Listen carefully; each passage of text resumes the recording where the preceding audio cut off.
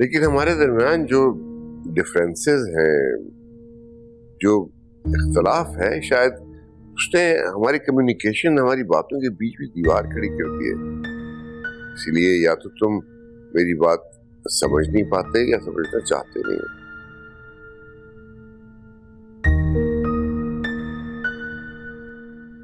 इसकी वजह भी आप खुद हैं डैड। अगर तुम्हारी बात मान ली जाए फिर तुम खुद अपने आप को क्यों सजा दे रहे हो?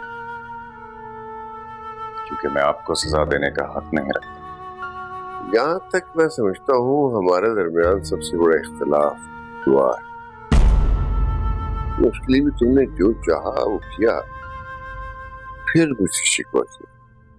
डैड आप जो कहना चाहते हैं जल्दी से कह दीजिए, क्योंकि जिस बात का अंदाजा है आपका वक्त इतना कम कीमत नहीं कि आप उसे कम कीमत लोगों और रिश्तों पे सर्फ करें।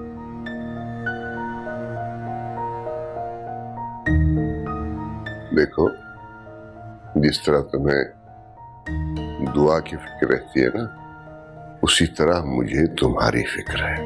लेकिन ये मुमकिन नहीं डैड कि आप किसी की परवाह करें और उनके दिल से करीब लोगों से नफरत। करेक्ट। फिर तुम ये क्यों सोचते हो कि अगर तुमने मलिहा से शादी कर ली तो वो ऐसा करेगी? सॉरी, मैं समझा नहीं। देखो, कल तुम्हें मलिहा की जरूरत पड़ी, तुमने उसे बुलाया और वो दौड़ी दौड़ी चली आई। सोचो, तुम्हें आइंदा भी उसकी जरूरत पड़ सकती है, तो उसके जज्बात से खेलने की बजाय उसे अपनी जिंदगी में एक अच्छा सा मकाम क्यों नहीं दे देते? क्योंकि मैं उससे मोहब्बत नहीं करता डैड, और इस वक्त मेरी जिंदगी में दुआ के अलावा किसी के लिए गुंजाइश नहीं।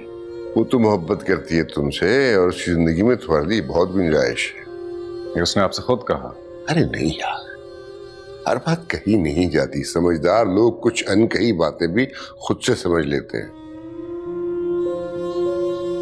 देखो बेटा, मैं अगर तुम्हें कोई मशवरा दूंगा ना तो तुम उसे मेरी जिद में नहीं मानोगे। फिर भी इतना कहना चाहता हूं कि अगर अपने लिए और दुआ के लिए कुछ अच्छा चाहते हो ना, तो मलिहा को अपनी जिंदगी में शामिल कर लो। मैं चलता हूं डैड।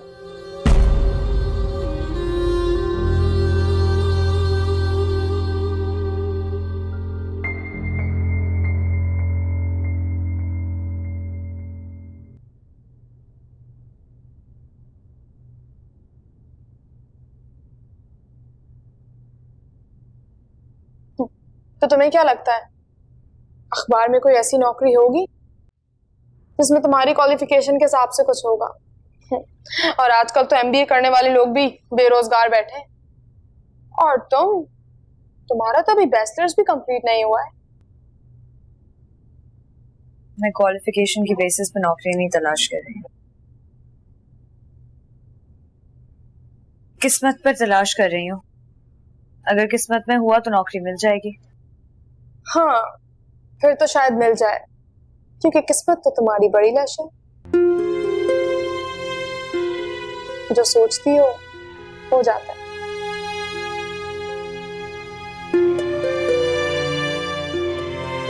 रीमा, मैं बाहर जा रहा हूँ, तुम्हें कुछ मंगवाना? अरे वाह, आज मेरा ख्याल कैसे आ गया? इससे पहले तो आज तक कभी पूछने की तौफीक नहीं की आपने। तुम्हें कुछ मंगवाना है तो बता दो, बातें मत बनाओ। मैं जा रहा हूँ, तुम सोचती रहो। अरे भाई रुके तो। भाई कहाँ चले गए भाई?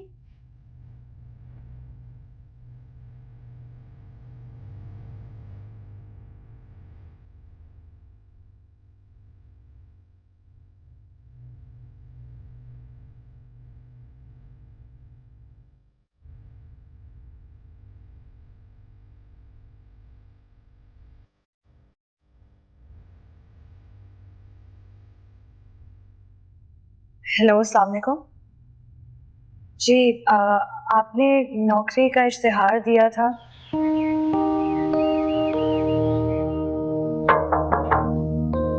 यस, कम इन।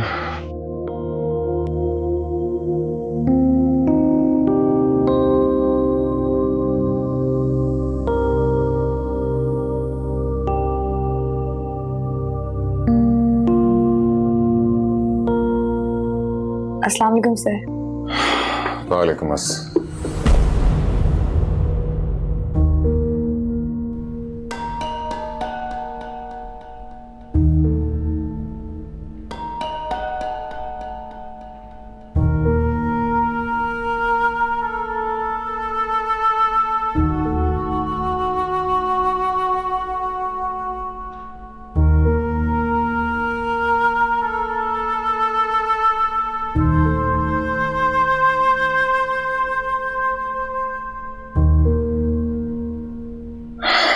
आपको खबर है आपने किस जॉब के लिए अप्लाई किया? जी।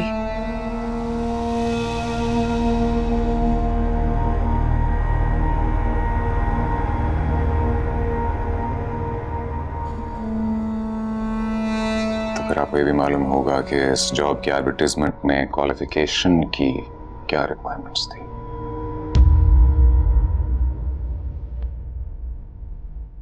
मेरी क्वालिफिकेशन, काबिलियत और मजबूरी आपके सामने है।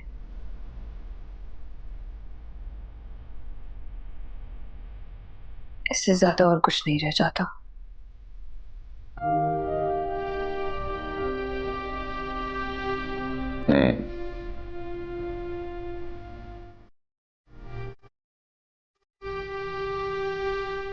तो फिर मैं इंटरव्यू शुरू कर।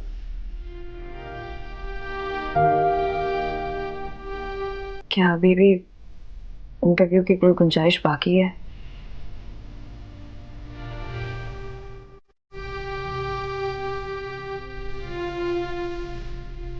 बैठिए। कहाँ जा रहे हैं?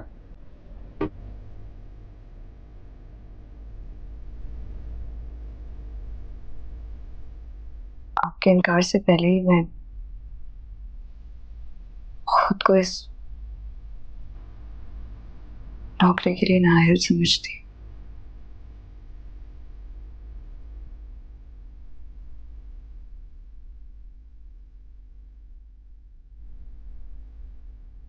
आपकी आंख में आंसू?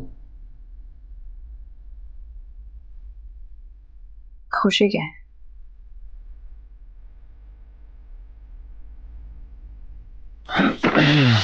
खुशी के आंसू?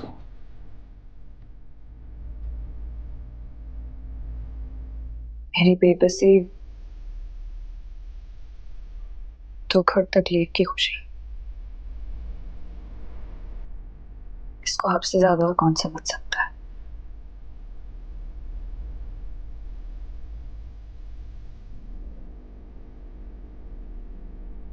आपने मुझे एक दफा कहा था ना कि मैं कभी भी आपके दरवाजे पर मदद मांगने आ सकती हूँ।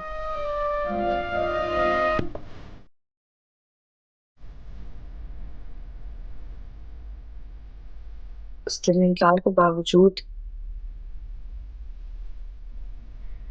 मैं आज यहाँ मौजूद हूँ।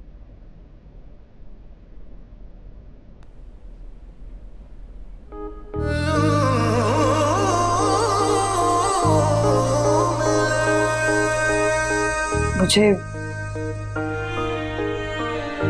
इस जॉब की बहुत जरूरत है।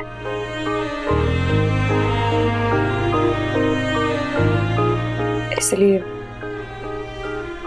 अधूरी तालीम लेकर ही अपनी किस्मत आजमाने निकल पड़ी।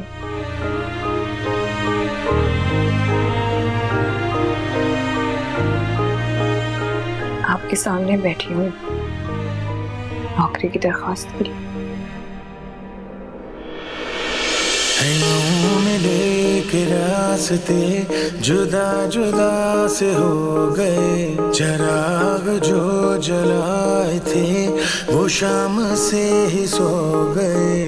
थे अपने अपने ख्वाब हम, थे अपनी अपनी रात हम, निभा सके न गम से हम कि उससे पहले रो दिए।